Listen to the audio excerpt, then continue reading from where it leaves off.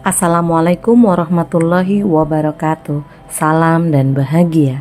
Saya Laili Widianti SSI, CGP Angkatan 10 dari SMA Negeri 2 Nunukan Selatan, Provinsi Kalimantan Utara. Kali ini saya akan menyampaikan tugas 1.3.A.6 tentang demonstrasi kontekstual modul 1.3, yaitu visi guru penggerak.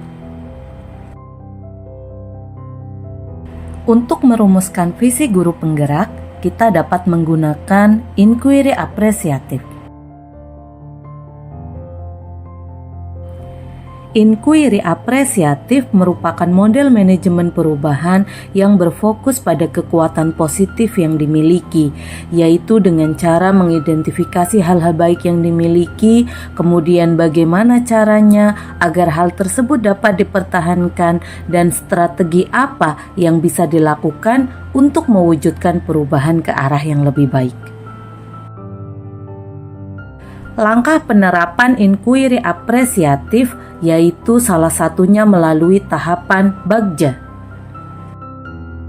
di mana B yang pertama adalah buat pertanyaan utama yang merumuskan pertanyaan sebagai penentu arah penelusuran terkait perubahan yang diinginkan atau diimpikan.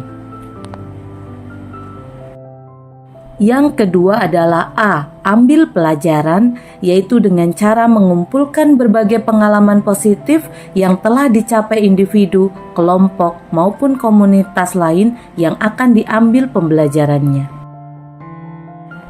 Yang ketiga, G, gali mimpi, yaitu dengan menyusun narasi tentang kondisi ideal apa yang diimpikan dan diharapkan terjadi. Yang keempat, jabarkan rencana dengan menyusun rencana tindakan-tindakan apa yang perlu dilakukan. Dan yang terakhir adalah A, atur eksekusi dengan membuat transformasi rencana menjadi nyata. Adapun visi guru penggerak yang saya buat adalah mencetak peserta didik cerdas berkarakter yang cakap teknologi, berprestasi, dan berbudaya.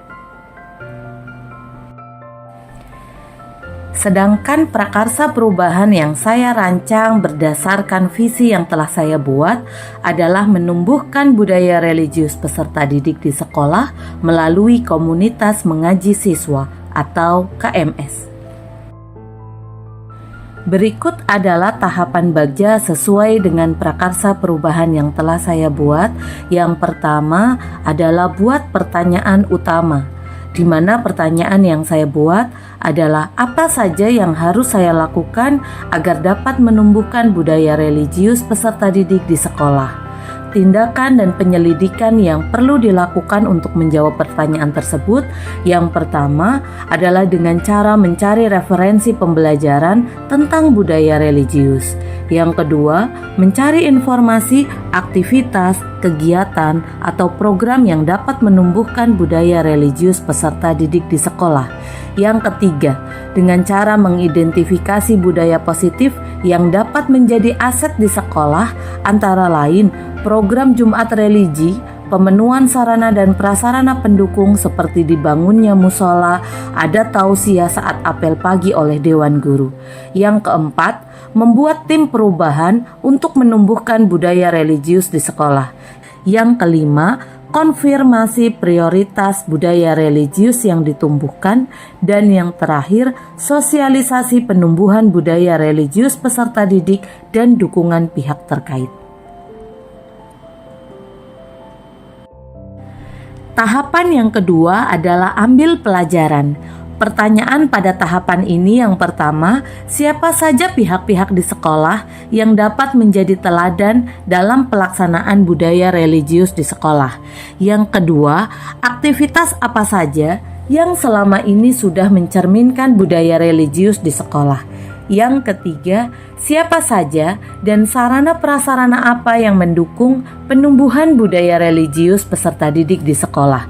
Yang keempat, keterampilan apa yang sudah saya miliki dalam mewujudkan tumbuhnya budaya religius peserta didik di sekolah?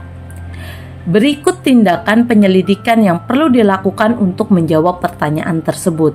Yang pertama, dengan membuat profil teladan budaya religius di sekolah baik oleh guru, contohnya Bapak Mulia di SPD yang merupakan imam masjid, maupun dari siswa, contohnya Angga sebagai ketua rohis.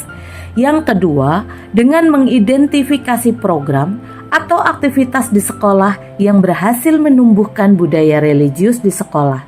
Contohnya, membiasakan sholat berjamaah dan lain sebagainya. Yang ketiga, mengumpulkan dukungan berbagai pihak serta sarana dan prasarana yang tersedia untuk menumbuhkan budaya religius peserta didik di sekolah. Yang keempat, dengan melakukan pendekatan, metode, atau program baru yang dapat menumbuhkan budaya religius peserta didik di sekolah. Contohnya, melaksanakan kajian muslimah saat peserta didik putra melaksanakan sholat Jumat atau membuat komunitas mengaji siswa.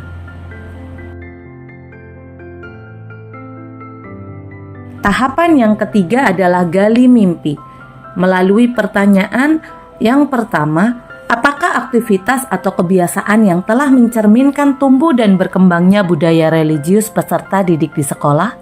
Yang kedua, apa saja hal-hal baru yang muncul seiring dengan tumbuh dan berkembangnya budaya religius peserta didik di sekolah?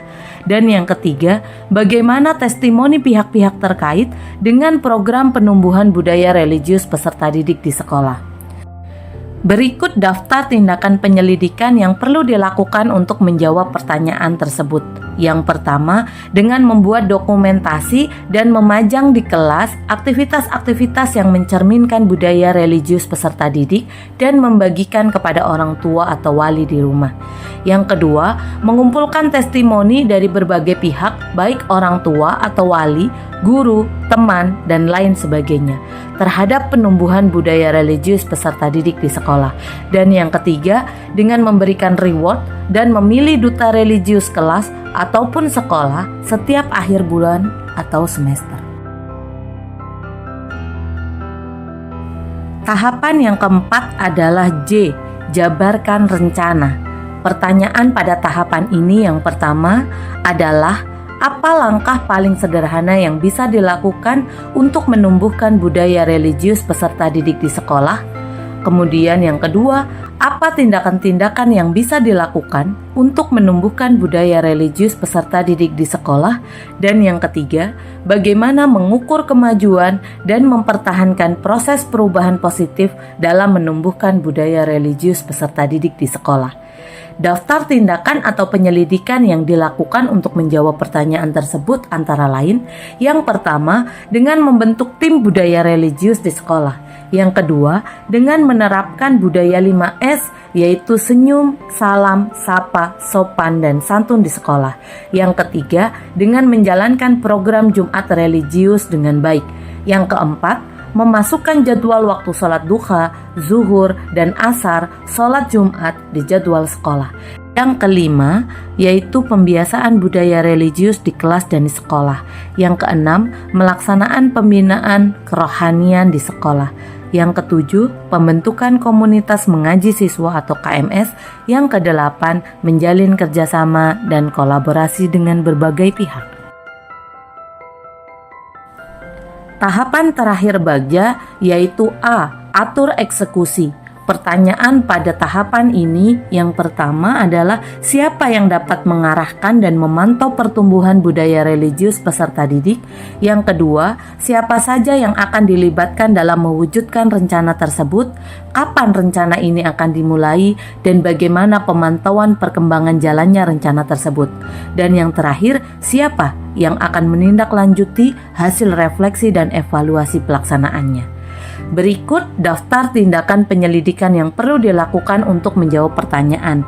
Yang pertama, dengan melakukan komunikasi dan kerjasama yang intensif antara kepala sekolah, wali kelas, guru, dan orang tua atau wali.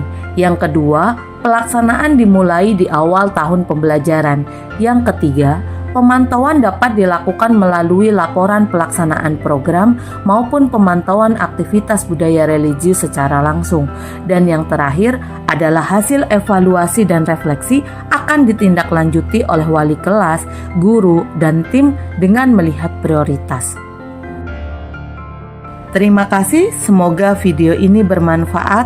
Salam dan bahagia. Wassalamualaikum warahmatullahi wabarakatuh.